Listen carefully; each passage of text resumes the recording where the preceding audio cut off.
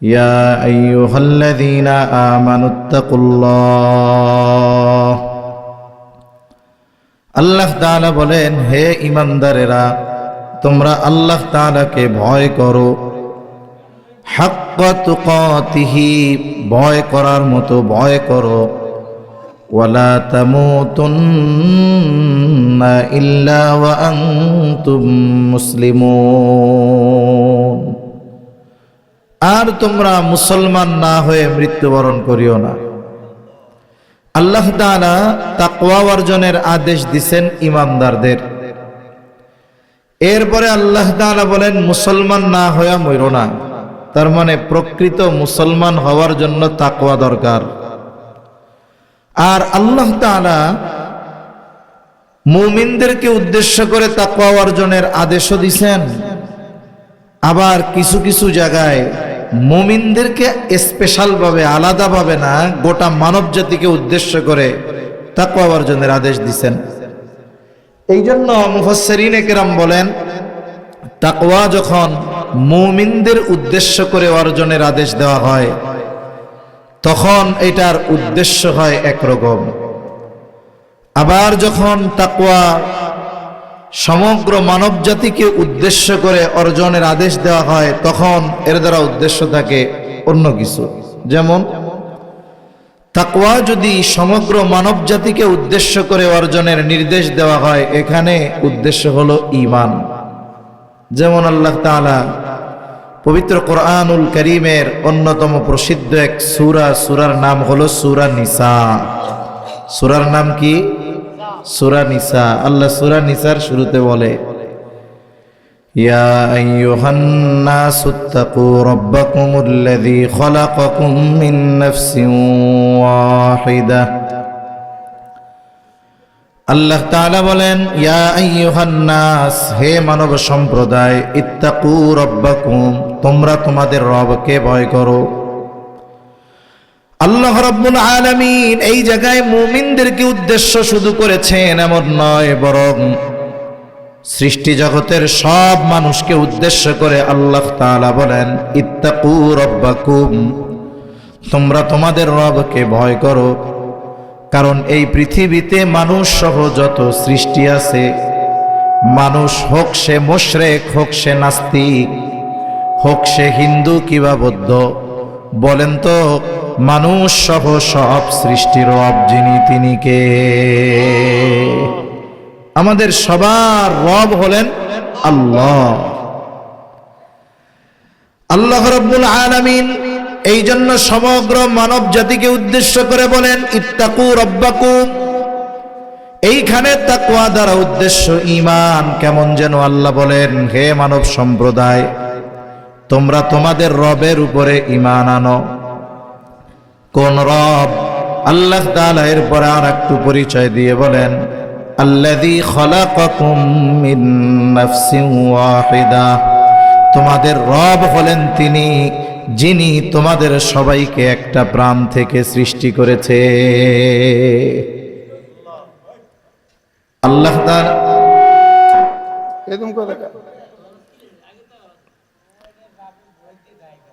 আল্লাহ তাআলা আমাদের সবাইকে সৃষ্টি করেছেন একটা প্রাণ থেকে। মূল কথা হলো যে যখন তাকওয়া সমগ্র মানব জাতিকে উদ্দেশ্য করে অর্জনের নির্দেশ দেওয়া হয়, এই জায়গায় উদ্দেশ্য ঈমান।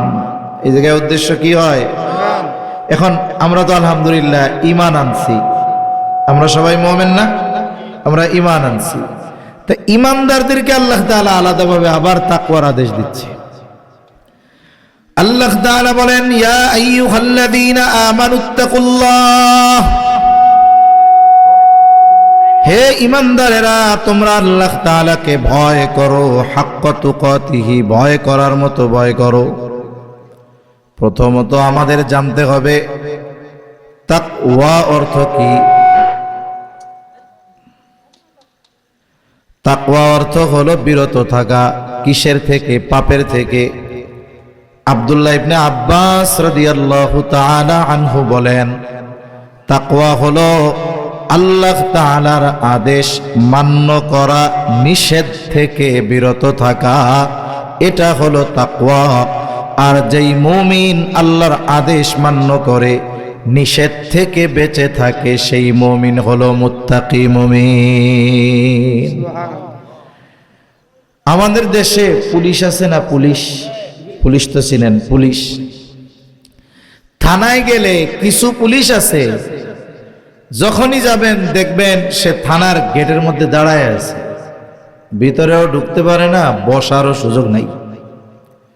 যে গেটে দাঁড়ায় থাকে এরও পরিচয় কন্যা, পরিচয় কি? পুলিশ। আর ওই রাজারবাগ পুলিশ লাইনে একেবারে পুলিশ প্রধানের অফিসে যিনি আইজিপি বসে আছেন উনিও পুলিশ। তাইলে থানার মধ্যে গেট পাহারা দিচ্ছে, দাঁড়ায় আছে, সেও পুলিশ। আর ওই পুলিশ হেডকোয়ার্টারে এসি রুমের মধ্যে বসে আছে আইজিপি সাহেব, উনিও পুলিশ। দুজনের মধ্যে তফাৎ আছে না নাই? দুজনের মধ্যে তফাৎ আছে।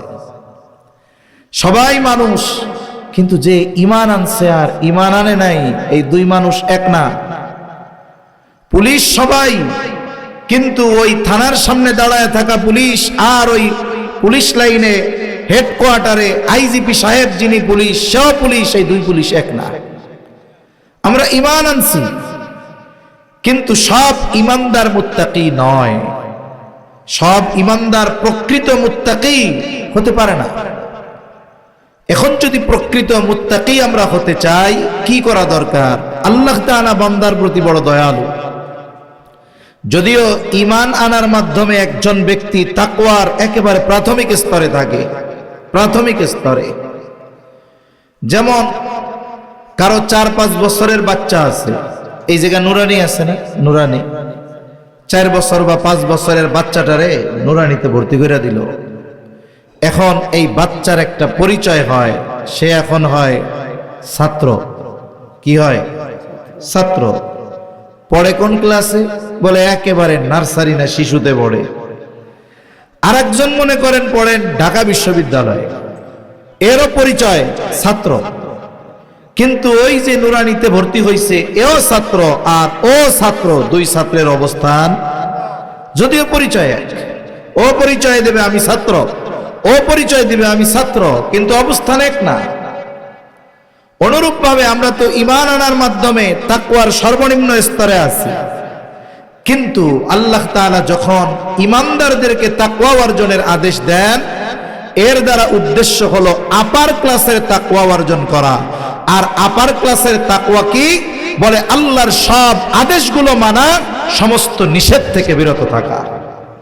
বলেন তো, আমাদের সমাজে আমরা সবাই আল্লাহরে বিশ্বাস করি, নবীজিকে বিশ্বাস করি, আমাদের ইমানে মুফাসসাল সবার জানা আছে, সব ঠিক আছে, কিন্তু বলেন তো সমাজে সুদখোর ঘুষখোর মুমিন আছে না নাই? তাহলে যারা আল্লাহর আদেশ মানতেছে না, নিষেধ থেকে বিরত থাকতেছে না, ওই যে আল্লাহ আদেশ দিয়েছেন মুত্তাকি হও, সেটা তারা হইতে পারে নাই। আল্লাহ তাআলা বান্দার প্রতি বড় মেহেরবান, বড় দয়ালু। বসো। বড় মেহেরবান, বড় দয়ালু। আল্লাহ তাআলা শুধু বান্দাকে কোনো বিষয়ের আদেশ করেন এমন না, বরং আদেশ করার সাথে সাথে বান্দা কেমন করে ওই আদেশটা পালন করবে সেটাও আল্লাহ জানায়া দেয়। মনে করেন কোনো ব্যক্তি কোনোদিন ঢাকা যায় নাই, এমন এক ব্যক্তি জীবনে কোনোদিন ওই মেন রোড পর্যন্ত যায় নাই, অথচ এখন ঢাকা অনেক কাছে, জ্যাম না থাকলে 1.5 ঘন্টার মধ্যে ঢাকা চলে যাওয়া যায়। যেই ব্যক্তি জীবনে কোনোদিন ঢাকা যায় নাই, সাচার বাজার কোনোদিন পার হয় নাই, ওই লোকটারে যদি আপনি হঠাৎ করে বলেন কালকে সকালে তোমার ঢাকা যাওয়া লাগবে, যেহেতু জীবনে যায় নাই, রাস্তাও চেনে না, এটা তার জন্য কঠিন। কিন্তু আপনি যদি তারে একটু রাস্তাটা বইলা দেন যে পেরেশান হয়েও না, চিন্তিত হয়েও না, তোমার কোনো পেরেশানি নাই, এইখান থেকে গিয়া মেন রোডে যাওয়ার পর আমি তোমার একটা বাসে উঠায়া দিব, তোমার কাজ হইল বাসে উঠা বইসা থাকা, বাস সর্বশেষ যেই জায়গায় থামবে, যখন সব যাত্রী নামবে তুমিও নামবা, অথবা তুমি বাসে বইসা থাকবা, পাশের বাড়ির আব্দুর রহিম আইসা তোমারে নামায় নিয়ে যাবে। আপনি যখন আদেশ করেছিলেন তার কাছে কঠিন মনে হচ্ছিল, কিন্তু যখন তারে যাওয়ার পদ্ধতি বলে দিলেন আগের চাইতে একটু সহজ লাগবে কি লাগবে না? এইবার সে গন্তব্যে পৌঁছে আপনারে ফোন দিয়া বলবে, ও চাচা আমি তো আগে বুঝি নাই ঢাকা আসা এত সহজ। হ্যাঁ, এটা তুমি আগে বুঝি নাই।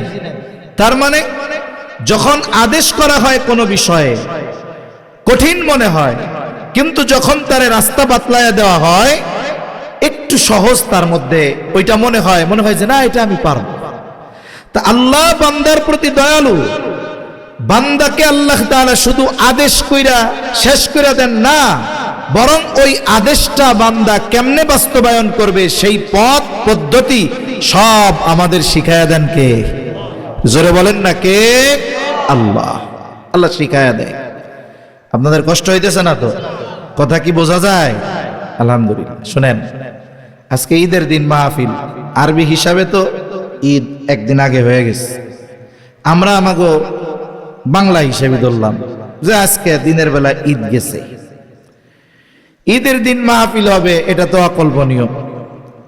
আমাদের হারেসউদ্দিন সাহেব বারাকাল্লাহু ফি হায়াতি, সকলে বলি আমিন, উনি যে হিম্মত করছে, আমি এমনি মজা কইরা কইছি, আমারে কইছে প্রোগ্রামের কথা, আমি কইছি ভাই 21 তারিখ খালি আছে ঈদের দিন, তা আমি এমনি মজা কইরা কইছি। একটু পরে আল্লাহর বান্দা ফোন দিয়া কই দিনই হবে। আমি যখন বাসায় বলছি যে আমার তো গ্রামের বাড়ি, বাচ্চারা গেছে, তখন তারা কই এটা কোনো কথা হইলো? ঈদের দিন মাহফিল করবেন, কোনো কথা হইলো এটা? তা এই দিন মাহফিল হলে লোক কম আসবে এটা বোঝা যায়, যদি অতিরিক্ত ভাইরাল ব্যক্তি না হয়। আমরা তো ভাইরালের পাগল, অতিরিক্ত ভাইরাল হইলে তারা ওয়াজ শুনতে আসে না, এরা দেখতে আসে। অতিরিক্ত ভাইরাল বক্তা আসলে কি জন্য আসে? গন্ধ দেখতে আসে, ওয়াজ শুনতে আসে না। কিন্তু এই দিন লোক কম হবে এটা বোঝা যায়, কিন্তু শ্রোতা যে কয়জন হবে ওই কয়জন সব হইল খাঁটি শ্রোতা। আর বিষয়টা হলো, আমরা অনেক সময় মনে করি বড় ওয়াইজ করে মাঠ পুরা লাখ লাখ মানুষ হইছে, জায়গা দিবার পারে নাই। হযরতও জানবে, বিভিন্ন কারণে আমার চট্টগ্রামে যাওয়া হয় বেশি। তা চট্টগ্রামে দেখছি শাইখুল ইসলাম আল্লামা শাহ আহমদ শফি সাহেব হুজুর রহমাতুল্লাহি আলাইহি বয়ান করতেছে। যদি আমাদের অঞ্চলে যাইতো লক্ষ লক্ষ মানুষ হয়ে যাইত। বয়ান করতেছে মাগরিবের পরে 15-20 জন লোক। এমনও দেখছি আব্দুল হালিম বুখারী সাহেব রহমাতুল্লাহি আলাইহি, পটিয়া মাদ্রাসার মুহতামিম সাহেব, বয়ান করতেছে মাদ্রাসার পাশে আসরের পরে। সর্বোচ্চ আসর মাগরিব, এরপরেই মুরব্বীরা বয়ান করে মাদ্রাসায় চলে যায়। চট্টগ্রাম অঞ্চলে বেশি 10-12 জন, 7-8 জন লোক নিয়ে বয়ান করতেছে। একজনও দেখছে। এই এত বড় বড় আলেম, কিন্তু ওনাদের অবস্থাটা কেমন? ওই 5 লাখ লোকের মাঝে আল্লামা শাহ আহমদ শফি রহমাতুল্লাহি আলাইহির বয়ানের ধাঁচ তরজ গুরুত্ব সময় যেমন, ওই 5-7 জনের সামনে ওই রকম। এমন না যে অনেক মানুষ এখন আমার একটু সুর টুর দিয়া জমাইতে হবে, ওই চিন্তা না। চিন্তা হলো যে আমার সামনে যারা আসছে, এই কয়জনই আসছে, এরাই শ্রোতা। ওই লক্ষ মানুষের সামনে যেমন 7-8-10 জনের সামনে ওই রকম। তাই জন্য আজকের দিনের শ্রোতা যারা, এনারা খাঁটি শ্রোতা। আল্লাহ তাআলা কবুল করেন বলি আমিন। তা আল্লাহ তাআলা বান্দার প্রতি মেহেরবান। শুধু আদেশ করেন তা না, আদেশগুলো কেমনে বান্দা বাস্তবায়ন করবে, আমলে পরিণত করবে, এটাও আমাদের বইলা দেন কে? আল্লাহ। দুই একটা উদাহরণ দিলে বুঝতে সহজ হবে। আদেশ বাস্তবায়নের পদ্ধতি আল্লাহ বলে দেন 2 ভাবে। কয় ভাবে? একটা হলো আদেশ করার সাথে সাথে সুস্পষ্টভাবে আল্লাহ নির্দেশনা দেন, এটা এইভাবে করো। আরেকটা হলো আল্লাহ তাআলা আদেশ করেন, তবে আদেশ বাস্তবায়নের পদ্ধতি ইঙ্গিতে বলে দেন, সূত্র দিয়ে দেন। সূত্র কেমনে দেন? যেমন আল্লাহ তাআলা কোরআনুল কারীমের মধ্যে আমাদেরকে নামাজের আদেশ দিয়েছেন। কোরআনুল কারীমের মধ্যে আল্লাহ তাআলা 82 জায়গায় নামাজের কথা বলেছেন। নামাজ ঈমানের পরে সবচাইতে গুরুত্বপূর্ণ ইবাদত। শুধু তাই না, এত গুরুত্বপূর্ণ ইবাদত, কিয়ামতের দিন সর্বপ্রথম নামাজের হিসাব নেওয়া হবে। নামাজের আদেশ করেছেন আল্লাহ, আছে কোথায়? বলে কোরআনুল কারীমে।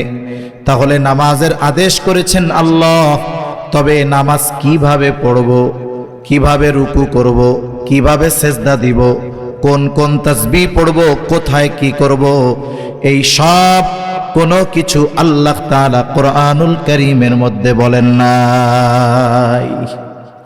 যদি সারা দুনিয়ার সব আলেমদেরকে শুধুমাত্র কোরআনুল কারীম দিয়ে বলা হয় যে কোরআনের মধ্য থেকে ফজরের 2 রাকাত ফরজ নামাজ বা সুন্নাত নামাজ যেই পদ্ধতিতে আমরা পড়ি, একেবারে দাঁড়ানো থেকে নিয়ে শুরু, অথবা তাকবীরে তাহরিমা থেকে নিয়ে সালাম ফেরানো পর্যন্ত যা যা করি সব কোরআন থেকে বের করে দেন, বলেন তো সম্ভব?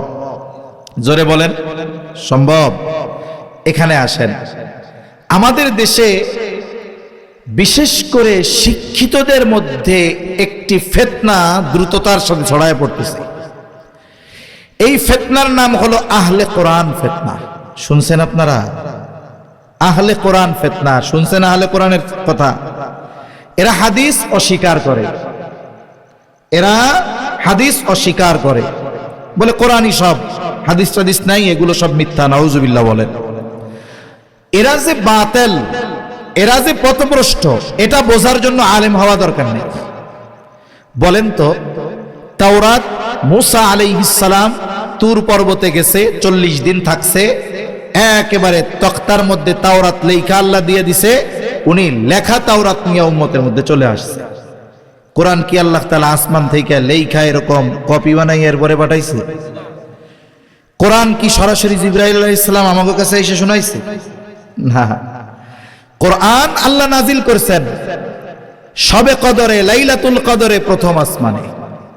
এরপরে আল্লাহর নির্দেশে 23 বছর ব্যাপী, যখন যেই অবস্থায় যতটুকু দরকার, যা দরকার, আল্লাহর নির্দেশে জিবরাইল আলাইহিস সালাম 23 বছর ব্যাপী নবীজি সাল্লাল্লাহু আলাইহি ওয়াসাল্লামের কাছে কোরআন নিয়ে অবতীর্ণ হয়েছেন।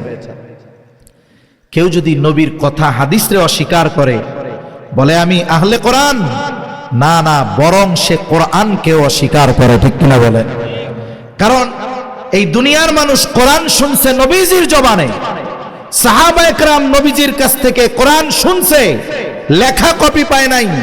তাহলে কেউ যদি ওই নবীর কথা হাদিসকে অস্বীকার করে আর বলে আমি আহলে কোরআন, কোনো সন্দেহ নাই ওগুলো বেঈমান, ঠিক কিনা বলে? এজন্য সাবধান, বিশেষ করে আমাদের শহর অঞ্চলে শিক্ষিত মানুষদের মধ্যে এই ফিতনা সময়ের সাথে সাথে বাড়তেছে, আল্লাহ হেফাজত করেন। তাহলে নামাজের আদেশ হলো কোরআনে, কিন্তু নামাজের পদ্ধতি আল্লাহ তাআলা কোরআনুল কারীমের মধ্যে সুস্পষ্টভাবে বর্ণনা করেন নাই। এখন তাহলে নামাজ কার থেকে শিখব? আল্লাহ তাআলা এইটা শেখানোর দায়িত্ব দিয়েছেন আমার আপনার নবীজিকে।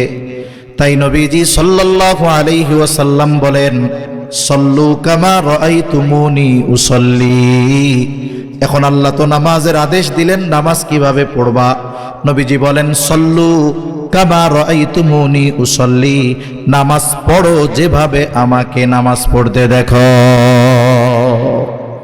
তাহলে আদেশ পাইছি আল্লাহর থেকে, আর পদ্ধতি এই উম্মত শিখছে নবীজির থেকে। যে শিখবো আমরা, আল্লাহ যে আদেশ দিলেন যে এই নামাজ নবীর থেকে শিখো, এটা পাইলাম কই? আল্লাহ তাআলা আমাদের যখন আদেশ করেন, ওই আদেশের আনুগত্য করা মুমিনের ঈমানের দাবি। আল্লাহর আদেশের আনুগত্য করা মুমিনের ঈমানের দাবি, এটা করতেই হবে। এখন আল্লাহ আদেশ করলেন, আমরা আল্লাহর যদি বলি আল্লাহ আপনি তো আদেশ করলেন, এই আদেশের আনুগত্য করব কেমনে? আল্লাহ বলেন, মান ইউতি'র রাসূল ফাকাদ আতা আল্লাহ। আল্লাহ তাআলা বলেন, মান ইউতি'র রাসূল, যে রাসূলের আনুগত্য করলো, ফাকাদ আতা আল্লাহ, সে আল্লাহর আনুগত্য করলো। তার মানে আল্লাহ আদেশ দিয়েছেন নামাজ কায়েম করো। এখন এই আদেশের আনুগত্য কেমনে করব? কোরআনে তো নামাজের পদ্ধতি নাই। আল্লাহই জানায় দেয়, বান্দা এই আদেশটা কেমনে বাস্তবায়ন করবা সেটা আমার রাসূল থেকে শিখে নাও। আবার দেখেন হজের আদেশ আল্লাহ কোরআনে করছে, কিন্তু হজের বিস্তারিত আহকাম নবীজির থেকে শিখতে হবে। নবীজিও বলেন খুদু আন্নি মানাসিকাকুম, আমার থেকে শিখে নাও হজ কেমনে করবা। আল্লাহ তাআলা কোরআনে রুকু করার আদেশ দিচ্ছেন, রুকু করা ফরজ। রুকু করা কি বলেন তো? ফরজ। আল্লাহ বলছেন ওয়ারকাউ মা'আর রাকিঈন, নামাজের যত ফরজ আছে একটি ফরজ হলো রুকু করা। এখন মনে করেন আমি আপনাদের এলাকায় এসে নামাজে দাঁড়াইলাম, যে কোনো এক ওয়াক্তের নামাজে দাঁড়াইছি কার পাশে? একজন সাধারণ মুসল্লির পাশে। উনি আলেম না, ওলামায়ে কেরামকে ভালোবাসে, হক্কানি পীর মাশায়েখের সাথে সম্পর্ক আছে, এইরকম একজন লোকের পাশে আমি নামাজে দাঁড়াইছি। ইমাম সাহেব রুকুতে গেছে। রুকু শব্দের শাব্দিক অর্থ হইল ঝুঁকা, ঝুঁকা। এখন ইমাম সাহেব যখন রুকুতে গেছে, আমি আস্তে করে শুধু মাথাটারে একটু ঝুঁকাইয়া রুকুর সময় দাঁড়ায় আছি। নামাজ শেষ করে ওই মুরব্বী আমারে ধরে বসবে।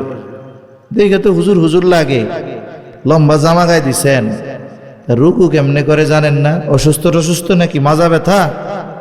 না, আমি তো সুস্থ মানুষ, কোনো সমস্যা নাই। তাহলে আপনি রুকু করলেন না কেন?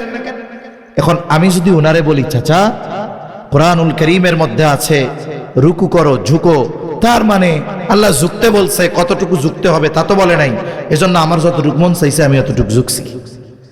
ওই লোকটাও আমারে তখন বলবে শুনেন, আল্লাহ ঝুঁকতে কইছে, কিন্তু কতটুক ঝুঁকতে হবে, কিভাবে ঝুঁকতে হবে, কতটুক থাকতে হবে, এটা আমাকে নবী আমারে শিখাইছে। ঠিক কিনা বলে? তার মানে আমরা রুকু বলবো কোনটারে? একবারে সোজা থাইকা যখন এইরকম ডালের মতো বেঁকা হয়ে যাবে, মাথা পিঠ এমন সমান হবে, উপরে সুন্দর মতো একটা লাঠি রেখা দেওয়া যাবে, এইভাবে একবারে ঝুঁকা।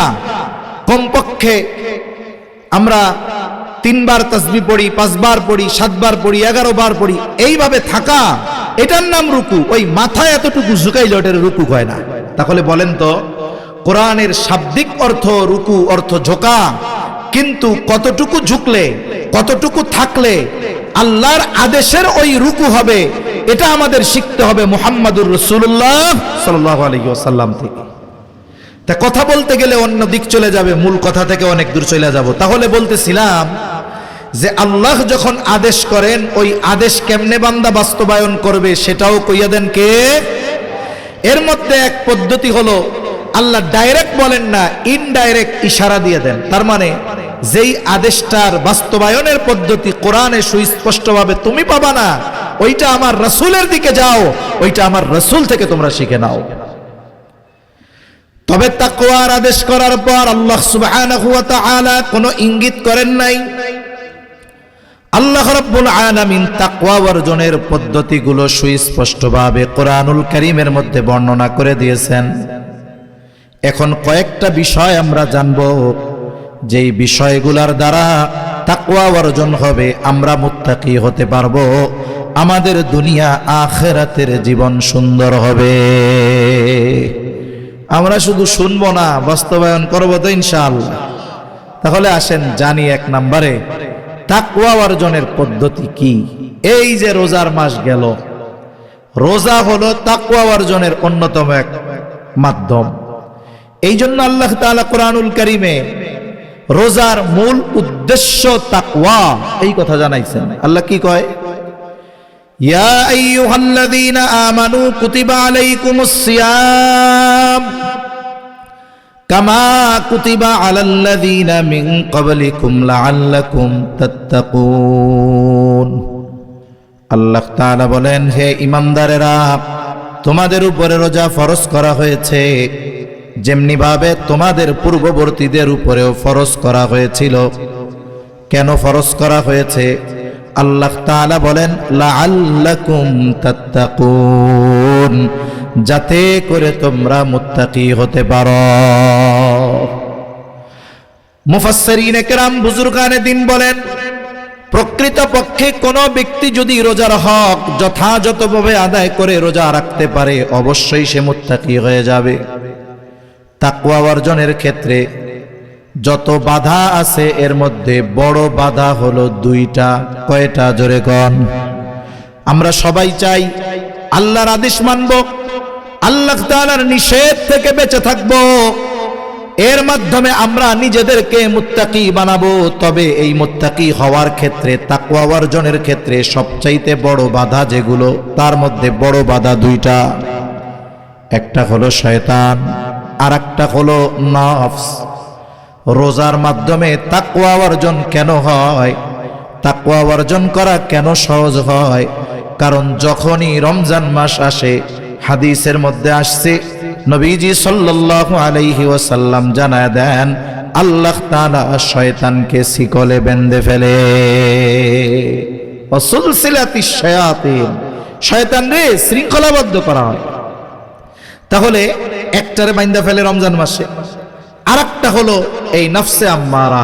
আল্লাহ বলেন ইন্নান নাফসা লাআম্মারাতুন বিসসু, এই নফসে আম্মারা এটা আমাদেরকে পাপ কাজের আদেশ দেয়, খারাপ কাজের আদেশ দেয়, গুনার প্রতি আগ্রহী করে তোলে।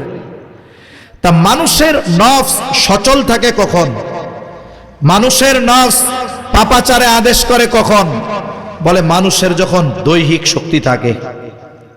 দেখবেন দুনিয়ার অনেক মানুষ যৌবনকালে যখন শক্তি টক্তি থাকে, অনেক অপরাধ, অন্যায়, পাপাচার, এরে মারে, এড্ডা মাইরা খায়। ওই লোকটাই যখন দুর্বল হয়ে যায়, বলেন তো তখন ভালো হয়ে যায় না? মসজিদ থেকে আর বাইরে হয় না, তখন আল্লাহর কাছে মাপ টাপ চায়। ওই সময় তার নফস দুর্বল হয়। কেন? দৈহিক দুর্বলতার কারণে। রোজার মাসে যখন আমরা দীর্ঘ সময় না খেয়ে থাকি, শারীরিক দুর্বলতা যখন আমাদের আসে, ওই সাথে সাথে নফসটাও দুর্বল হয়ে যায়। তখন কি হয়? স্বাভাবিক সময়ের তুলনায় ওই সময় গুনাহ কম হয়, ওই সময় পাপ কম হয়। এমনি সময় কোনো কাম কাজ নাই, মসজিদে যায় না। আর রোজার মাসে এত কষ্ট হয়, এরপরেও মসজিদে যাওয়া ছাড়ে না, তাই না? তাহলে এই মুত্তাকি হওয়ার এক মাসের পুরো টানা এক ট্রেনিং আল্লাহ রোজার মাধ্যমে আমাদের দিয়েছেন। ইসলাম কত সুন্দর! এক মাসের ট্রেনিং শেষ, এরপরেই বসে থাকা যাবে না। এই তাকওয়ার চর্চা, তাকওয়ার অনুশীলন, নেক কাজ করা, গুনার থেকে বাঁচা, এটা যেন অব্যাহত রাখতে পারি। এই জন্য শরীয়তে ইসলাম, আমার আপনার নবী প্রত্যেক মাসে, প্রত্যেক সপ্তাহে রোজা রাখতেন। যদিও এগুলো উম্মতের জন্য নবীজি ফরজ করেন নাই, কিন্তু আমরা যেন তাকওয়ার উপরে থাকা সহজ হয়, এজন্য নবীজি সাল্লাল্লাহু আলাইহি ওয়াসাল্লাম এই নফল রোজাগুলোর শিক্ষা আমাদের দিয়েছেন। নবীজি সাল্লাল্লাহু আলাইহি ওয়াসাল্লাম সপ্তাহে 2 দিন, সোম বৃহস্পতিবার রোজা রাখতেন। আবার প্রতি চন্দ্র মাসের 13, 14, 15 এই 3 তারিখে নবীজি রোজা রাখতেন। যদিও এগুলো ফরজ নয়, কিন্তু নবীজি এই রোজাগুলোর ব্যাপারে কত গুরুত্ব দিয়েছেন। একাধিক সাহাবী থেকে এই রোজাগুলোর ব্যাপারে বর্ণনা আছে।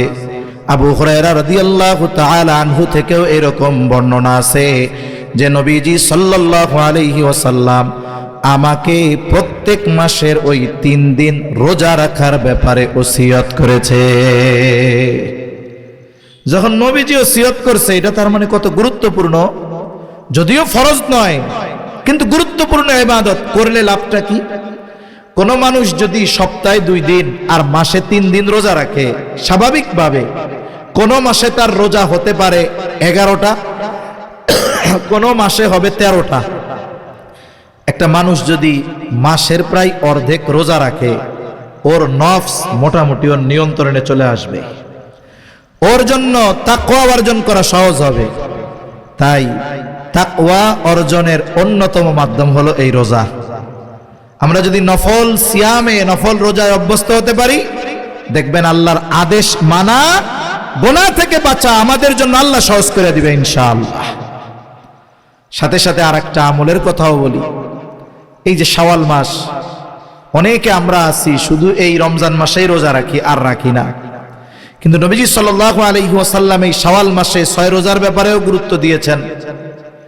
নবীজি সাল্লাল্লাহু আলাইহি ওয়াসাল্লাম বলেন, মান সামা রমাদানা সুম্মা তাবাহু সিত্তাম মিন শাওয়াল কানা কাসিয়ামিদ দাহরি কুল্লিহি।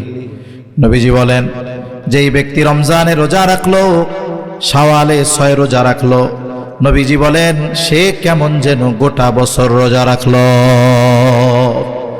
তাহলে আমরা আলোচনা করে দিয়েছিলাম যে তাকওয়া কেমনে অর্জন করতে পারি। তাকওয়া অর্জনের 1 নাম্বার পদ্ধতি হলো আল্লাহ কোরআনে জানায় দেন রোজা রাখা। রোজা 2 নাম্বার পদ্ধতি। আল্লাহ তাআলা বলেন ইয়া আইয়ুহাল্লাযীনা আমানুত্তাকুল্লাহ, হে ঈমানদারেরা তোমরা মুত্তাকি হয়ে যাও। তার মানে আমি আল্লাহর আদেশ মানো, নিষেধ থেকে বেঁচে থাকো।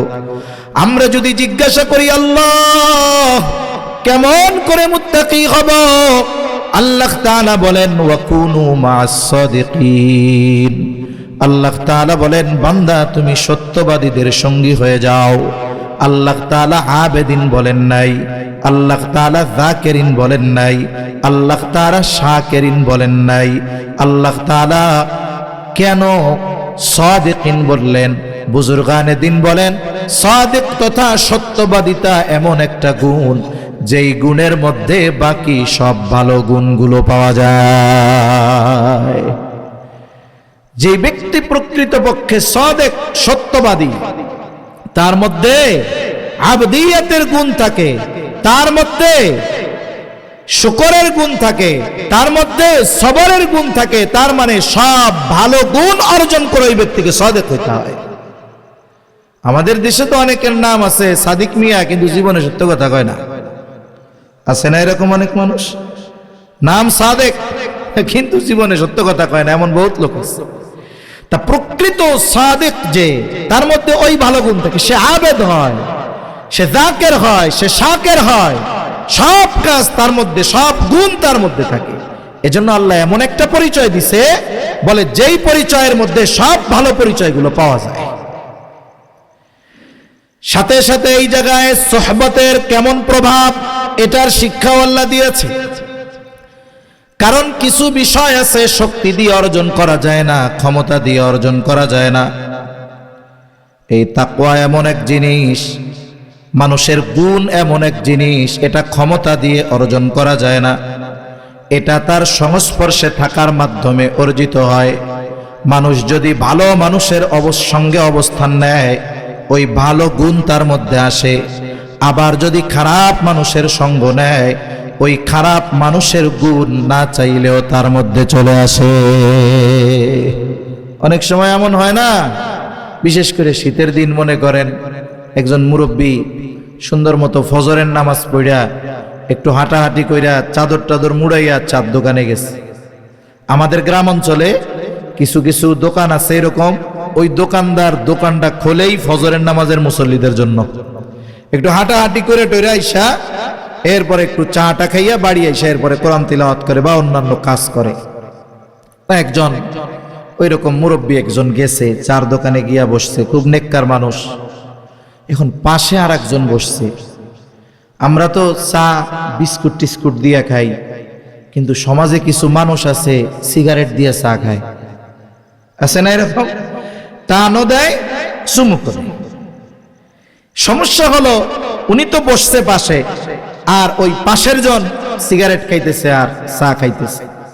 সিগারেটের ধোঁয়া উঠতেছে, বাতাসে কিছু ধোঁয়া ওনার ওই গায়ে লাগছে, স্বাভাবিক তখন ওই কাপড় গন্ধ হয়ে যায়। উনি চা বিস্কুট খেয়ে বাড়িতে গেছে, চাদরটা খুইলা রাখছে। এইবার ঘরওয়ালি বলে সি সি সি সি, আপনি বুড়া বয়সে এই কাজ শুরু করছেন? আস্তাগফিরুল্লাহ, কি কও তুমি, কি হইছে? কয় আপনি এই যে ফজরের নামাজটা পড়া সুন্দর মতো ঘুরা ফিরে আইসা এই কাম করেন না, আজকে ধরা খেয়ে গেছে। কি হয়েছে এটা কও? কয় আপনার এই চাদর আর জ্যাকেটের মধ্যে বিড়ির গন্ধ, সিগারেটের গন্ধ, আপনি এই লুকায় লুকায় এই কাম করেন না? আমি কই না না, আমি তো এই কাম করি নাই। তাহলে কেমনে হইলো? কয় হ্যাঁ, আমি ওই যে আজকে চা খাওয়ার সময় এক লোকের পাশে বসছিলাম জায়গা না পাইয়া, ওই বেটায় চাও খাইছে সিগারেটও খাইছে, ওই ধুমার গন্ধ আমার গায়ে লাগছে। একটু চিন্তা করে দেখেন, উনি কিন্তু কোনো সিগারেট খায় নাই, শুধুমাত্র একজন ওই সিগারেট খোরের পাশে বসছে, এই জন্য ওই সিগারেটের গন্ধ কাপড়ে লেগে গেছে, সন্দেহ শুরু হয়ে গেছে। অনুরূপ ভাবে আমরা যখন কোন নেককার মানুষের পাশে বসবো, তার সোহবত, তার প্রভাব আমার আপনার মধ্যে আসবে, এটা স্বাভাবিক। এই জন্য তাকওয়ার এই গুণ ক্ষমতা দিয়ে, প্রভাব দিয়ে অর্জন করা যায় না, আল্লাহ কেমন যেন জানায়া দিলেন, বান্দা প্রকৃত মুত্তাকি হওয়ার জন্য ওই গুণওয়ালা মানুষদের সাথে থাকতে হয়। লোহা আর চম্বুক, লোহা চম্বুকের চাইতে মজবুত, শক্ত। একটা লোহা দিয়া যদি চম্বুকরে বাড়ি দেওয়া হয় ভেঙে যাবে। এখন লোহা যদি শক্তির প্রভাব খাটাইয়া চম্বুকরে বলে, এই তোর মধ্যে একটা গুণ আছে, তুই অন্যান্য লৌহজাত জিনিসগুলারে টাইনা তোর দিকে নিয়ে যাস, এই গুণ আমারে দে, নাহলে পিঠে তোরে টুকরো টুকরো করে ফেলবো। এখন বলেন তো, এইখানে যদি শক্তির প্রদর্শন করা হয়, শক্তি দেখানো হয়, তাইলে লোহা কি চম্বুকের এই গুণ অর্জন করতে পারবে? পারবে না।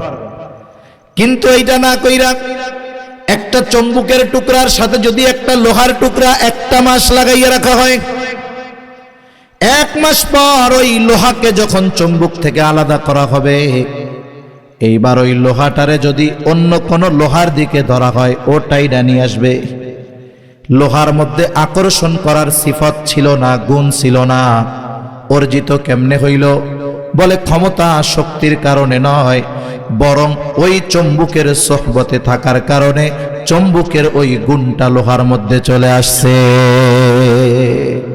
এজন্য আমাদের উচিত, এখন তো আমরা এই জামানায় সবাই কেমন যেন স্বশিক্ষিত, একা একাই সব বুঝি, সব আমি পারি, জ্ঞানের ভান্ডার সব আমার কাছে। এই জন্য বুজুর্গানে দ্বীনের সোহবতে আহলুল্লাহদের কাছে এই আধুনিক সমাজের মানুষ যাওয়াটা পছন্দ করে না। তারা মনে করে কোরআন হাদিস আছে, এখান থেকে আমি সব শিখে নিব।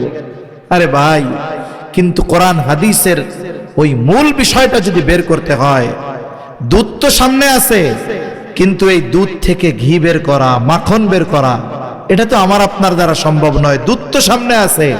এই জন্য প্রকৃত দ্বীনের স্বাদ, মজা, তাকওয়ার ওই নূর যদি অর্জন করতে হয়, ওই রকম আহলুল্লাহদের সাথে সম্পর্ক রাখতে হবে। আল্লাহ আমাদের নেককার মানুষের সংস্পর্শে বেশি বেশি থাকার তৌফিক দান করেন। তাহলে তাকওয়া অর্জনের দ্বিতীয় পদ্ধতি সাদিকিনদের সঙ্গী হয়ে যাওয়া। আল্লাহ তাআলা কোরআনুল কারীমের মধ্যে আরেকটা পদ্ধতি বলেন, ইয়া আইয়ুহাল্লাযীনা আমানুত্তাকুল্লাহ। আল্লাহ তাআলা বলেন, হে ঈমানদারেরা, মুত্তাকি হয়ে যাও। আমরা যদি জিজ্ঞাসা করি আল্লাহ কেমন করে মুত্তাকি হব, আল্লাহ তাআলা বলেন, ওয়াল তানজুর নাফসুম মা কদ্দামাত লিগাদ। আল্লাহ বলেন, বান্দা তুমি নজর দাও নিজের দিকে, আগামীর জন্য তুমি কি প্রেরণ করেছ। আল্লাহ বলেন তুমি নজর দাও, ওয়াল তানজুর, তুমি নজর দাও, নাফসুম মা কদ্দামাত লিগাদ, তুমি আগামীর জন্য কি প্রেরণ করেছো। আগামী মানে হইল ভবিষ্যৎ। আগামী মানে কি? ভবিষ্যৎ। আগামী মানে ভবিষ্যৎ। এইখানে ভবিষ্যৎ তো দুই ধরনের হয়, একটা হলো অনিশ্চিত ভবিষ্যৎ, আর একটা হলো সুনিশ্চিত ভবিষ্যৎ। এই যে বেঁচে আসি, থাকবো কতটুক, এই ভবিষ্যৎটা অনিশ্চিত। কিন্তু মরব, কবরে যাব, এই ভবিষ্যৎ সুনিশ্চিত, কোনো সন্দেহ নেই। কিন্তু আমাদের চিন্তা হলো অনিশ্চিত ভবিষ্যৎ নিয়ে আমরা পেরেশানিতে শেষ। আমরা সবাই কম বেশি অনিশ্চিত ভবিষ্যৎ নিয়ে আমি পেরেশান, আমার পরিবার পেরেশান, সরকার পেরেশান। যেমন একটা ছেলে যখন সরকারি চাকরিতে ঢুকে, বয়স ধরেন 20 বছর, চাকরি করবে 60-62 বছর পর্যন্ত। এই ছেলেটা যখন চাকরিতে ঢুকে, ট্রেনিং শেষ, বেতন চালু হয়েছে, বলেন তো সরকার তারে কি বেতনের সব টাকা দেয় না কিছু টাকা কাইটা রাখে? বেতনের পরিমাণের উপরে নির্ভর করে একটা পার্সেন্ট টাকা ওইটা কাইটা রাখে। ওইটা সে যখন মন চায় তখন পাবে না। পাবে কখন? বলে আরে তুই 60 বছর পর্যন্ত যখন চাকরি করবি, তুই তো সব শক্তি সামর্থ্য ব্যয় করবি এই জায়গায়, এরপরে বাড়ি যেয়ে কি কাম করবি, তোর টেনশন নাই। এই তোর চাকরির 40 বছর যা জমামু, তোরে বাড়ি পাঠানোর সময় কোনো পেরেশানি নাই তোর। ওই 62 বছর বয়সে 1 বস্তা টাকা নিয়ে এরপরে তুই বাড়ি যাবি। তাহলে সরকার যে তার জন্য টাকা জমাচ্ছে, ভবিষ্যতে দিবে, এই ভবিষ্যৎ অনিশ্চিত না সুনিশ্চিত? অনিশ্চিত ভবিষ্যৎ, ও বাঁচবে কয়দিন তার ঠিক নেই, অথচ দেখেন ও পেরেশান, সরকারও ওই ভবিষ্যতের ব্যাপারে যেন কষ্ট না হয় যেন টাকা জমাইতেছে, অথচ ওই টাকাও ভোগ করতে পারবে কিনা, ওই পর্যন্ত হায়াত পৌঁছাবে কিনা এর কোনো নিশ্চয়তা নাই। তাই আল্লাহ তাআলা কেমন যেন বলে, বান্দা ওই সুনিশ্চিত আগামী সুনিশ্চিত ভবিষ্যতের দিকে নজর দাও, ওই জায়গার জন্য কি পাঠাইলা? অনিশ্চিত ভবিষ্যতে বুড়াকালে ভালো থাকার জন্য তুমিও টাকা জমাও, সরকারও টাকা জমায়, কিন্তু তোমার সুনিশ্চিত ভবিষ্যৎ হলো মরণ, তোমার সুনিশ্চিত জায়গা হলো কবর, সুনিশ্চিত হাসর, সুনিশ্চিত মিজান, সুনিশ্চিত পুলসরাত, সুনিশ্চিত কারো জন্য জান্নাত, কারো জন্য জাহান্নাম। নবীজি তো জানায় দিছে, কারো মৃত্যুটা হবে আসানের, কবর হবে জান্নাতের বাগান, কারো মৃত্যু হবে কষ্টের, কবর হবে জাহান্নামের গর্ত। ওই সুনিশ্চিত ভবিষ্যতে দীর্ঘ একটা সময় তোমার আলমে বরজখ কবরে থাকতে হবে। তুমি নিজে একটু হিসাব করো, ওই কবরে ভালো থাকার জন্য তুমি কি প্রেরণ করেছ?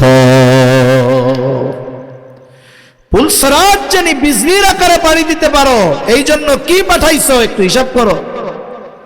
মিজানের পাল্লাটা জানি নেকির দিকে ভারী হয়, এই জন্য কি পাঠাইছো হিসাব করো। তাই তো বুজুর্গানে দিন যখন আমাদেরকে পরামর্শ দেন, সবক দেন, বুজুর্গানে দিন মুহাসাবার কথা বলেন, মুহাসাবা হিসাবের কথা বলেন। আমাদের সামনে হিসাব শব্দটা আসলেই চিন্তা করি টাকা পয়সার হিসাব। হিসাব শুধু টাকা পয়সার নয়, বলে আমাদের এই হায়াতের হিসাবও আমাদের করা দরকার আছে না নাই? এজন্য মুরাকাবার কথা বলেন, মুহাসাবার কথা বুজুর্গানে দিন বলেন। মুরাকাবার মাধ্যমে দিল নরম হয়। একা একা যদি কোনো ব্যক্তি একটু আধারে বসে চিন্তা করে, আরে এই অন্ধকার তো একটু পরে হয়তো লাইট জ্বালাইলে চলে যাবে, কিন্তু সামনে তো এমন অন্ধকার আছে যেই অন্ধকার যাওয়ার কিচ্ছু নাই। এই মৃত্যুর মুরাকাবার কথা বুজুর্গানে দিন করতে বলেন। কেন? এটা দিল নরম হয়। স্বাভাবিকভাবে দেখবেন যে বেটা কোনোদিন নামাজ পড়ে না, ওর বাপ মরলে কয়েকদিনও নামাজ কালাম পড়ে। বাপের মৃত্যুতে ওর দিল নরম হয়েছে। আমি যদি ওই জায়গায় আমার মৃত্যুর চিন্তাটা করি, তাহলে আমার দিলটাও নরম হবে। তাই নবীজি সাল্লাল্লাহু আলাইহি ওয়াসাল্লাম মৃত্যুর কথা বেশি বেশি স্মরণ করতে বলতেন। নবীজি বলেন, আকসিরু যিকরা হাদিমিল লাযযাত ইয়ানি আল মাউত। ওই জিনিসের স্মরণ বেশি বেশি করো যেটা সব কিছুর স্বাদকে নষ্ট করে দেয়, এটা হলো মাউত। এজন্য 2-4-5 মিনিট যদি সুযোগ হয়, একা একা আসি, যে কবরে আছে ওর জায়গায় একটু আমারে চিন্তা করব, যে হারে আজকে যদি আমার ওই জায়গায় যাওয়া লাগতো, একটু চিন্তা যদি করি আমার জীবন পরিবর্তন হবে। সাথে সাথে আরেকটা কাজ করব, মুহাসাবা। এটা অনেক লম্বা সময় নয়, আমার আপনার সারা দিনের ভালো আর মন্দ কাজের হিসাব করতে প্রত্যেকের আমার মনে হয় 1-2 মিনিটের বেশি লাগবে না। একটু যদি চোখটা বন্ধ করে টান দেই, আজকে ভালো কাজ কয়টা, খারাপ কাজ কয়টা, মুহূর্তের মধ্যে বের করে ফেলতে পারবো। অথচ এই 1-2 মিনিটের কাজ মানুষের জীবন পরিবর্তনের কারণ হয়ে যেতে পারে। বড় বড় বাজারে বড় বড় ব্যবসায়ী আছে, বড় বড় ব্যবসায়ীরা কিছু নিয়ম নীতি অনুসরণ করে, যার কারণে এরা সফল ব্যবসায়ী হয়। আবার অনেক ব্যবসায়ী দেখছি বাবা বিদেশ থাকতো, পোলা কিছু করে না, বিদেশ থেকে 50 লাখ টাকা নিয়ে আইছে, এবার কয় আব্বা আমারে কচুয়া বাজারে একটা দোকান দিয়ে দেন।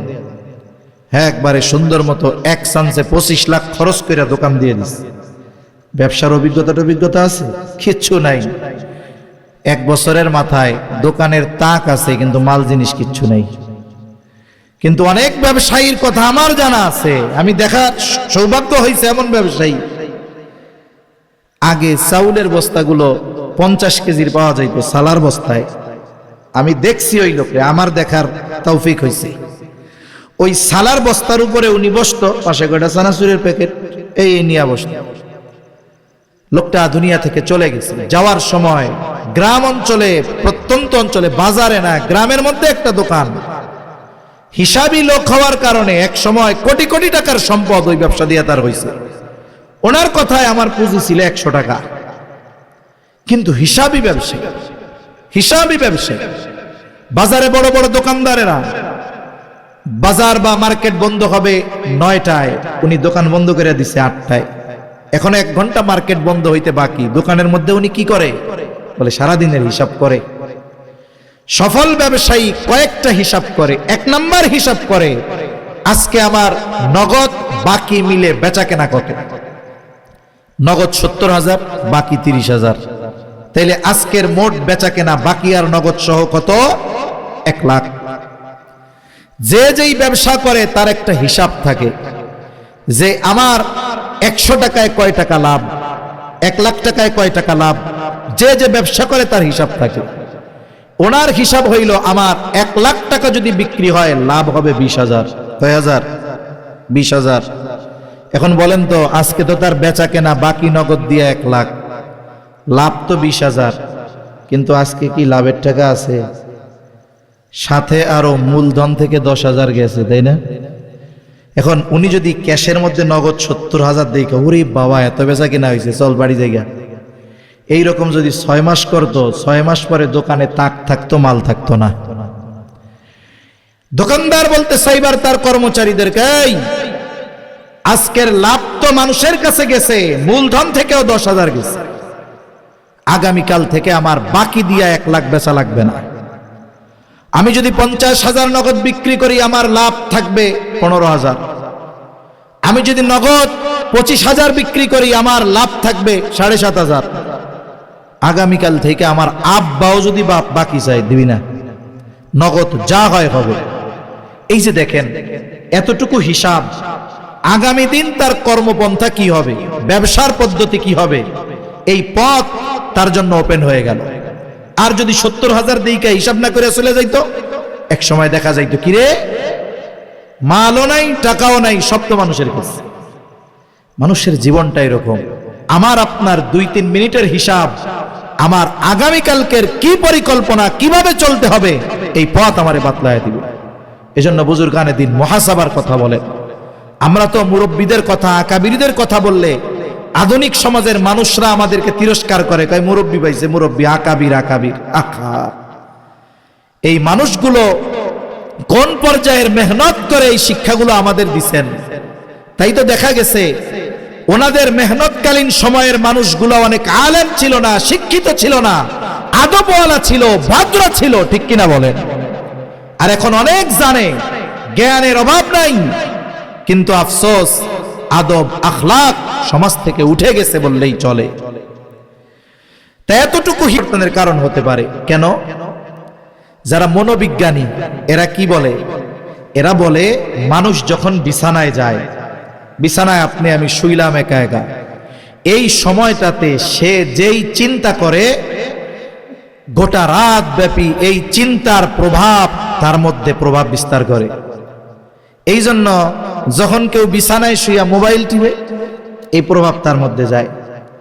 এখন আমি আপনি যদি বিছানাটায় শুইয়া চোখটা বন্ধ করি, লাইট বন্ধ, আমার যুবক ভাই সে বিছানায় শুয়ে একটু হিসাব করতেছে, দেই হুজুর তো কইলো আজকে একটু হিসাবটা করি।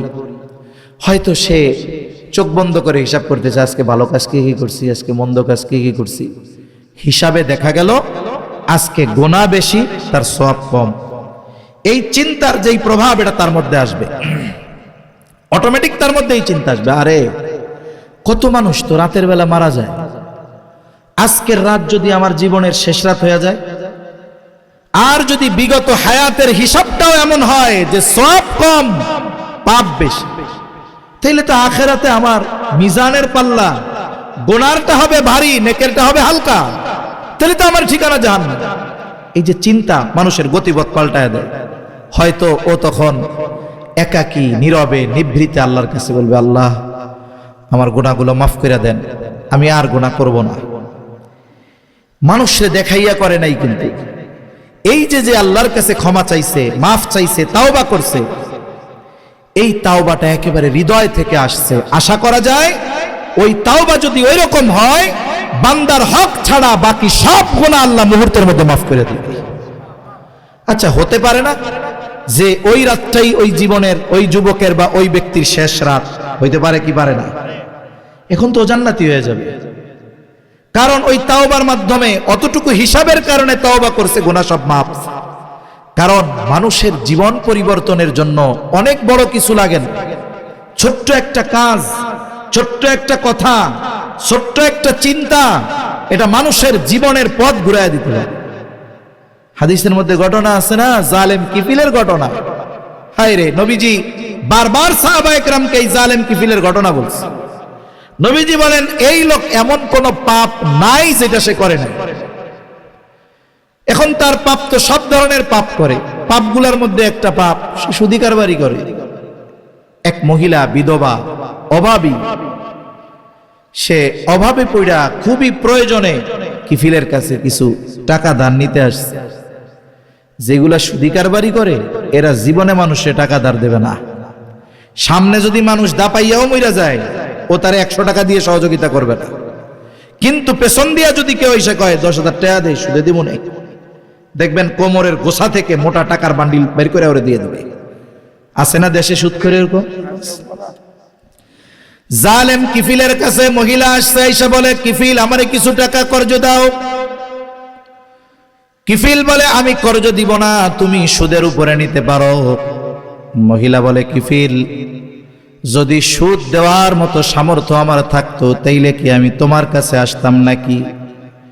কিফিল তো এমন কোনো পাপ নাই যে সেটা করে না। কিফিল জেনায় অভ্যস্ত, ব্যভিচারে অভ্যস্ত। মহিলার চেহারার দিকে তাকায় বলে, মহিলা সুদ যদি না দিতে পারো তাহলে অমুক দিন আমার সাথে গোপনে মিলিত হবা, এই শর্তে তোমারে 60 দিরহাম কর্জ দিতে পারি। হাদিসের মধ্যে আসছে, কাদাল ফাকিরু আইয়াকুনা কুফরা, দরিদ্রতা মানুষকে কুফরি পর্যন্ত পৌঁছায়া দেয়। আমাদের সমাজে অনেক মানুষ অন্যায় অপরাধের সাথে যে জড়ায়, শুধুমাত্র শখে জড়ায় এমনটা নয়, অনেকে অপরাধের সাথে জড়ানোর অন্যতম কারণ হলো তার অভাব। এজন্য সমাজের যারা সামর্থ্যবান ব্যক্তি আছে তাদের দায়িত্ব আছে। আমরা চোর ধরা পড়লে চোররে পিটাই, কিন্তু চোর যেন চুরি না করে এই সমাধান আমরা বের করি না। আমরা কি করতে পারি? এই বেটা চুরি করে, ফান্ড কালেকশন করে, বিত্তশালীদের কাছ থেকে 1 লাখ টাকা উঠান। প্রথম ওরে তো পরিশুদ্ধ করা দরকার। এক আলেমের সাথে দেন পাঠায়া 3 চিল্লায়, ওই জায়গায় মনে করেন 10,000 খরচ হইল, বাকি 90,000 এই 3 মাস 4 মাস তার অনুপস্থিতিতে পরিবার চলার জন্য দিয়ে দেন 10,000, আরো 80,000 আছে, এবার ওর একটা অটো কিনা দেন, তদারকিতে দিয়ে দেন। এই 3 চিল্লা দিয়াও যখন আসবে, মোটামুটি ওর ধোয়াই সাফাই যা দরকার হয়ে যাবে। এবার কাজ দিয়া দিলেন, অটো চালায় খাইবে, একটু খেয়াল টেয়াল রাখলেন, দেখা যাবে কি হবে, ও চলবে, পরিবার চলবে, এলাকার মানুষ নিশ্চিন্তে থাকবে। কিন্তু আমরা কি করি? আমরা পিটাইতে পারি, কিন্তু সমাধান বের করার রাস্তায় আমরা নাই। তাই মনে রাখতে হবে, আমি আপনি যদি সামর্থ্যবান হই, আমার আপনার কোনো প্রতিবেশী যদি অভাবের কারণে অন্যায় পথে চলে যায়, ভাই কিয়ামতের দিন ও শুধু একা অপরাধীর কাঠগড়ায় দাঁড়াবে তা নয়, আমি আপনি সামর্থ্যবান তাহাজ্জুদ গুজারিও যদি হই, সেই দিন আল্লাহর আদালতে আমাকে আপনাকে জবাবদিহি তার কাঠগড়ায় দাঁড়ানো লাগবে। এজন্য বিষয়গুলো খেয়াল করা দরকার। অভাবের কারণে মহিলা কিফিলের শর্তে ওই সময় রাজি হয়ে গেল। নির্ধারিত দিনে জালেম কিফিল উপস্থিত, একেবারে জেনার নিকটবর্তী, তার গায়ের উপরে পায়ের উপরে বসা। মহিলা থরথর করে কাঁপতেছে আর চোখ দিয়ে পানি পড়ে। একজন গেছে মজা করার জন্য, আর একজন কান্না করতেছে। কিফিল বিরক্ত হয়ে বলে, মহিলা কান্না করো কেন, কাঁপাকাঁপি করো কেন? মহিলা বলে, কিফিল আমি জীবনে কোনোদিন এই পাপাচারে লিপ্ত হই নাই, তবে আজকে কেন রাজি হইলা? বলে, কিফিল আমার অভাবের কারণে এই শর্তে আমি রাজি হয়েছি। কিফিল বলে, সত্যই তুমি কোনোদিন এই পাপে লিপ্ত হও নাই, ব্যভিচারে লিপ্ত হও নাই? বলে, না। কান্না কেন করো? বলে, আল্লাহর ভয়ে কান্না করি। আমার তো বড় ভয় হয়, যদি তোমার সাথে জেনা করার পর আমার মৃত্যু হয়ে যায়, তাহলে হয়তো কিয়ামতের দিন আল্লাহর সামনে আমাকে জেনাকারীদের কাতারে উঠতে হবে। আমি আল্লাহর ভয়ে কান্না করি, কাঁপি। কিফিল উঠে গেছে, মনের পরিবর্তন হয়ে গেছে। পোশাক পরিধান করে মহিলারে বলে, মহিলা যা, তোমাকে যা দিয়েছিলাম এটা আমি তোমারে সাদকা করে দিলাম, মাফ করে দিলাম। আর শুনা নাও, আজকে থেকে আমি কোনো ধরনের কোনো পাপের সাথে জড়াবো না। এই যে সামান্য একটা কথা, আল্লাহর ভয়ে কান্না করি, কিফিলের দিলের পরিবর্তন হয়ে গেছে। কিফিল হয়তো চিন্তা করছে, আহারে আমি তো মজা করার জন্য পাপ করি, আমার কোনো অনুশোচনা নাই। অথচ ওই মহিলা বাধ্য হয়ে পাপে লিপ্ত হওয়ার জন্য প্রতিজ্ঞা করেছে, কিন্তু সে লিপ্ত হয় নাই। রাজি হয়েছে, কিন্তু সে পাপে লিপ্ত হয় নাই। তার পাপের তো একটা কারণ আছে, আমার পাপের তো কোনো কারণ নাই। হয়তো মহিলার ওই কথা তার কান দিয়ে হৃদয় পর্যন্ত পৌঁছায় গেছে। খালেস তওবা করে বাড়িতে চলে গেছে। ঘটনাক্রমে ওই রাতই জালেম কিফিলের জীবনের শেষ রাত। কিফিল মারা গেছে। মানুষের কাছে তো কিফিলের এই তাওবার কোনো খবর নাই। মানুষেরা আনন্দ করতেছে, জালেম মরছে, ভালো হইছে। কিন্তু আল্লাহ তাআলা কিফিলের দরজায় কুদরতি ভাবে লেখা দিয়েছে, কিফিল রে জালেম বইল না, আল্লাহ তাআলা কিফিল রে মাফ করে দিয়েছে। তাহলে আমার আপনার এই সামান্য মুহাসাবা জীবন পরিবর্তনের কারণ হবে, তাকওয়া অর্জনের কারণ হবে। তাই আর বেশি কথা না, আমার হাদিসের কথাগুলো শেষ করার ইচ্ছা। এক নাম্বার বিষয় যে আমরা রোজা শুধু রমজানে রাখলাম শেষ তা নয়, শাওয়ালের 6 রোজা সহ প্রত্যেক মাসের এই রোজাগুলো যদি নফল রোজাগুলো আদায় করতে পারি, নফস নিয়ন্ত্রণে থাকবে, আল্লাহর আদেশ মানা, নিষেধ থেকে বেঁচে থাকা তথা তাকওয়ার উপরে থাকা আমাদের জন্য সহজ হয়ে যাবে। 2 নাম্বার বিষয়, আমরা নেককার সাদিকিনদের সংস্পর্শে থাকব, সোহবতে থাকব, তাকওয়া অর্জন সহজ হয়ে যাবে। 3 নাম্বার, আমি আমার জীবনের হিসাব করব, তাহলে তাকওয়া অর্জন করা আমার আপনার জন্য সহজ হবে। এইবার হাদিসের বাকি অংশ বলি। নবীজি সাল্লাল্লাহু আলাইহি ওয়াসাল্লাম হাদিসের মধ্যে ওই কথাই বলেন, ইত্তাকিল্লাহা হাইথু মা কুনতা। আবু যর রাদিয়াল্লাহু তাআলা আনহুকে উদ্দেশ্য করে নবীজি বলেন, হে আবু যর, তুমি যেখানেই থাকো না কেন আল্লাহকে ভয় করো। তাহলে আমি আপনি যদি আল্লাহকে ভয় করে মুত্তাকি হতে চাই, তাহলে ওই পদ্ধতিগুলো অর্জন করলে আমাদেরও পরিপূর্ণ মুত্তাকি হওয়া সহজ করে দিবেন কে? এরপরে নবীজি বলেন, ওয়াতবি'is সাইয়্যাতাল হাসানাতা তামহুহা। ও আবু যর, তোমার দ্বারা যদি কখনো মন্দ কাজ হয়ে যায়, তুমি নেকের কাজ করবা, কারণ মন্দ কাজ, নেকের কাজ মন্দ কাজকে মিটায়া দেয়। আল্লাহ বলেন, ইন্নাল হাসানাতি ইউযহিবুনাস সাইয়্যাত। পাপ আমাদের দ্বারা হতে পারে, বনি আদমের দ্বারা পাপ হবে স্বাভাবিক, তবে পাপের উপরে স্থির থাকা এটা কখনোই কাম্য নয়। কুল্লু বনি আদম খাত্তাউন ওয়া খায়রুল খাত্তাইন আত-তাওয়াব। আমরা বনি আদম, নবী রাসূলগণ নিষ্পাপ, তাছাড়া আমরা যারা সাধারণ মানুষ, আমাদের দ্বারা পাপ হবে, এটা স্বাভাবিক। তবে উত্তম পাপীকে, যে পাপের উপরে স্থির থাকে না, বরং পাপ হইছে অনুশোচনা করে, আল্লাহর কাছে তাওবা করে, এটা হলো উত্তম পাপী। আর নবীজি বলেন, আত-তাইবু মিনায যামবি কামাল্লা যামবালা।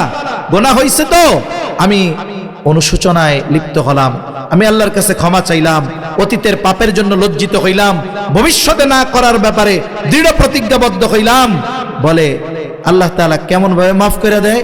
বলে কেমন যেন সে কোনো পাপই করে নাই। সুবহান। তাহলে আমার আপনার দ্বারা পাপ হতে পারে, স্থির থাকা যাবে না। পাপটা যেই ধরনের, বিপরীতে নেকের কাজটাও কিন্তু সেই ধরনের। আমার পাপ মোছার জন্য ওই রকমের নেকের কাজ দরকার। যদি পাপটা হয় কবিরা গুনাহ, তাহলে কি ওখানে খালেস তাওবা।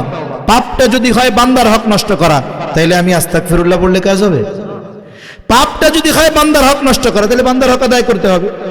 এইরকম অন্যায়টা যেমন, মন্দ কাজটা যেমন, ঠিক ওইটা মেটানোর জন্য তার পাশে বিকল্প ভালো কাজ আছে। কথার কথা, আমার একজন মুরব্বীর সাথে খারাপ আচরণ হয়ে গেছে, হক নষ্ট করে ফেলছি, কিন্তু মুরব্বী যিনি আমার বয়সে বড়, উনি আমার কাছে কি পাও না, আত্মীয়তার সম্পর্ক নাই, এক এলাকার লোক না, দেখা হয়েছে জীবনে প্রথম, উনিও আমার কাছে একটা পাওনা কি, মুরব্বী বয়সে বড় হওয়ার কারণে ভালো আচরণ তিনি পাওনা। হয়ে গেছে মন্দ ব্যবহার, এই সময় কি বলে ক্ষমা চাওয়া। কারণ কিয়ামতের দিন আল্লাহ রাসূল সাল্লাল্লাহু আলাইহি ওয়াসাল্লাম বলেন, ওই দিন আসার আগে সতর্ক হও। কোন দিন? যেই দিন আল্লাহ বাদী বিবাদীর মধ্যে ফয়সালা করবেন। ওই দিন ফয়সালাকারী দুনিয়ার কোনো বিচারক হবে না, ওই দিনের ফয়সালাকারী আল্লাহ। নবীজি এরপরে বলেন, কেউ যদি দুনিয়াতে কারো সাথে অন্যায়ভাবে একটা খারাপ আচরণ করে, খেয়াল করেন, কেউ যদি দুনিয়াতে অন্যায়ভাবে কারো সাথে একটা খারাপ আচরণ করে, এই বিষয়টারও হিসাব আল্লাহর কাছে দিতে হবে, এটারও ফয়সালা আল্লাহ কিয়ামতে করবে। তাহলে আল্লাহ তাআলা কেমন সূক্ষ্ম বিচারক, যে সামান্য একটু খারাপ আচরণ হবে এইটারও বিচার হবে আল্লাহর আদালতে। এই বিষয়গুলো চিন্তা রাখা দরকার। এজন্য মন্দ কাজ যদি হয়েই যায়, আমরা মন্দ কাজের উপরে স্থির থাকবো না, আমরা ভালো কাজ করব। তাহলে কি হবে? ওই ভালো কাজটার কারণে মন্দ কাজটা মুছে যাবে। 3 নাম্বার নবীজি বলেন, ওয়াখালিকিন নাসা বিখুলুকিন হাসানিন। আবু যর, মানুষের সাথে সদাচরণ করো। সদাচার এটা ব্যাপক অর্থবোধক একটি শব্দ। অনেক সময় আমরা মনে করি যে আমি শুধু একজনের সাথে হাসি মুখে কথা বললাম, কিন্তু তলে তলে তার 12টা বাজায় দিলাম, আমি খুব সদাচারী। না, প্রকৃত সদাচারী কে? বলে প্রকৃত সদাচারী হলো ওই ব্যক্তি, তার কাছে মানুষ যত ধরনের হক পাও না, সে সব ধরনের হক আদায় করে। মনে করেন আমি একজন মানুষ, আমার পিতামাতার হক আমার উপরে আছে না? আমি যদি পিতামাতার হক আদায় করি, আমি পিতামাতার ক্ষেত্রে সদাচারী। আমার আত্মীয় স্বজনের হক আমার উপরে আছে না? আমি যদি আত্মীয় স্বজনের হক আদায় করি, তাহলে আমি আত্মীয় স্বজনের ক্ষেত্রে সদাচারী। আমার প্রতিবেশীর হক আমার উপরে আছে না? মুসলিম হক কিংবা অমুসলিম হক আছে। আমি যদি প্রতিবেশীর হক আদায় করি, আমি প্রতিবেশীর হকের ব্যাপারে সদাচারী। অনুরূপভাবে প্রত্যেকটা সৃষ্টির হক আমার আপনার উপরে আছে। আমরা মনে করি যে শুধু মনে হয় মানুষ মানুষের সাথে হক পায়, তা নয়। হাদিসের মধ্যে আসছে, কেউ যদি অন্যায়ভাবে বিনা কারণে একটা চড়ুইকেও হত্যা করে, ওই চড়ুই কিয়ামতের দিন আল্লাহর কাছে অভিযোগ দায়ের করবে, আল্লাহ এই ব্যক্তি আমাকে কেন বিনা কারণে হত্যা করেছে, এর ফয়সালা করেন। তাহলে একজন মানুষ সদাচারী কখন হবে? যখন ওই ব্যক্তি সৃষ্টির হক আদায় করবে। অনেক সময় অনেক মানুষ তো হাসি মুখে মিষ্টি কথা দিয়ে হক নষ্ট করে কি করে না? দেখা যায় ছোট ভাই বুঝে টুঝে না, সে লেখাপড়া জানে না, সুন্দর মতো বাইরে হাসি মুখে বুঝাই টুজাইয়া সিস্টেমে সব সম্পদ নিজের নামে নিয়ে নেয়। আছে না নাই এরকম? অনেকে আছে বৃদ্ধকালে আব্বা আম্মারে খুব সেবা দেখায়, খেললে গিয়া চিন্তা করে ওই ভালো ভালো জমিটি সুন্দর মতো আব্বারে খেদমত করে লিখে নিতে হবে। এটা কি সদাচার হলো? এজন্য মানুষের ক্ষেত্রে যেই হকগুলো আমার আপনার উপরে পাওনা, এগুলো যদি আদায় করি আমরা সদাচারী হব। এই হাদিসের ব্যাপারে শেষ বুজুর্গানে দিনের একটা কথা বইলা কথা শেষ করে দেই, শুনুন। একটা হলো আল্লাহর হক, দ্বিতীয়ত প্রত্যেক মানুষের নিজের উপরে নিজের হক আছে, আর তৃতীয় হলো এই যে সৃষ্টির হক বা মানুষের হক। এই 3 বিষয়ের উপরে যে আমল করে সে সবার হক আদায়কারী হয়। এখন বলেন তো, যেই ব্যক্তি যথাযথভাবে আল্লাহরে ভয় করে, যে ব্যক্তি মুত্তাকি, তার দ্বারা কখনো আল্লাহর হক নষ্ট হবে? তার মানে প্রকৃত আল্লাহর হক আদায়কারী ব্যক্তি সে যে মুত্তাকি। মুত্তাকি ব্যতীত কোন ব্যক্তি প্রকৃতভাবে আল্লাহর হক আদায় করতে পারে না। দ্বিতীয় বিষয়, বান্দার হক, নিজের হক। নিজের হক কি? নিজের হক হলো আমি যখন গুনাহ করি তখন আমি আমার উপরে জুলুম করি। প্রত্যেক ব্যক্তি আমরা যখন কোনো পাপ করি, এটা মূলত নিজের উপরে জুলুম করা হয়। এখন আমি যদি তাওবা করি, তাহলে আমি এই যে নিজের উপরে নিজে হক আদায় করলাম। সাথে সাথে মানুষের হক, আর মানুষের হক হলো সবচাইতে জটিল হক। আমরা এইভাবে জীবন সাজানোর চেষ্টা করব। হয়তো ইবাদত কম হোক, কিন্তু দুনিয়া থেকে যাওয়ার সময় এমনটা যেন না হয় যেন কোনো মানুষ আমার কাছে হক পাওনা আছে। আল্লাহ তাআলা আমাদের জীবনটাকে এইভাবে সাজানোর তৌফিক দান করেন, বলি আমিন। কথাগুলো কি বুঝতে পারছেন? আল্লাহ সুবহানাহু ওয়া তাআলা কবুল করেন। বিশেষ করে মরহুম কারি খলিলুর রহমান রহমাতুল্লাহি আলাইহি, আসলে আগের এই মানুষগুলা দ্বীনের জন্য কত কষ্ট করছে, দেশের বিভিন্ন প্রান্তে হাইটা হাইটা গিয়ে দ্বীনি প্রতিষ্ঠানগুলো প্রতিষ্ঠা করছে। আল্লাহ তাআলা ওনার স্মরণে সাথে সাথে সোবহান ডিলার বাড়ির সমস্ত কবরবাসী রুহের মাগফিরাত কামনায় যে আজকের আয়োজন, বিশেষ করে আমাদের আপনাদের এলাকার কৃতি সন্তান আমাদের হারেসউদ্দিন সাহেব, ওনার জন্য আমরা দোয়া করি। সবাই সবার জন্য দোয়া করব, দুরূদ শরীফ পাঠ করি। আল্লাহুম্মা সাল্লি আলা মুহাম্মাদ ওয়া আলা আলি মুহাম্মাদিন কামা সাল্লাইতা আলা ইব্রাহিম ওয়া আলা আলি ইব্রাহিম ইন্নাকা হামিদুম মাজিদ। আল্লাহুম্মা বারিক